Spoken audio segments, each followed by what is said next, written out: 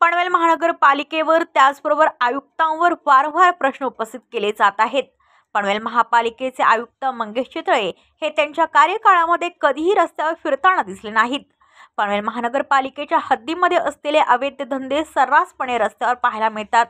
या अवैध धंद्यांकडे महानगरपालिकेचे सातत्याने दुर्लक्ष केले जात आहे।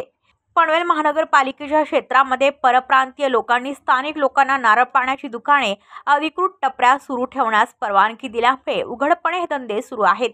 या अवैध सुरू असलेल्या धंद्यांवर महानगरपालिका त्याचबरोबर आयुक्त चाबूक कधी चालवणार असे अनेक प्रश्न उपस्थित केले जात आहे। सुरू असलेल्या विक्रेत्यांना प्रश्न केले असता गावातील गुंडांची ओळख आणि लोकप्रतिनिधींचा कार्यकर्ता दाखवून अनेक तोंडबोली उत्तरे दिली जातात।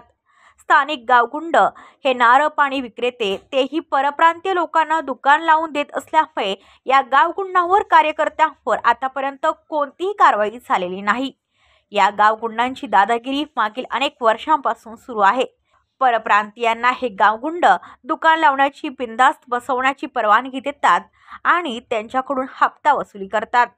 या गावगुंडांचा नंबर दुकानदारांच्या मोबाईलमधून काढून महापालिकेच्या आयुक्तांचे किंवा प्रभाग अधिकाऱ्यांचा नंबर टाकून त्यांच्यावर कायदेशीर कारवाई करण्यात यावी अशी मागणी व्हावी असे त्रस्त नागरिकांचे मत आहे।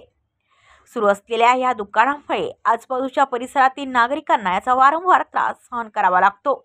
या अनधिकृत टपऱ्यांवर कधी कारवाई केली जाणार आहे असे प्रश्न उपस्थित केले जात आहेत।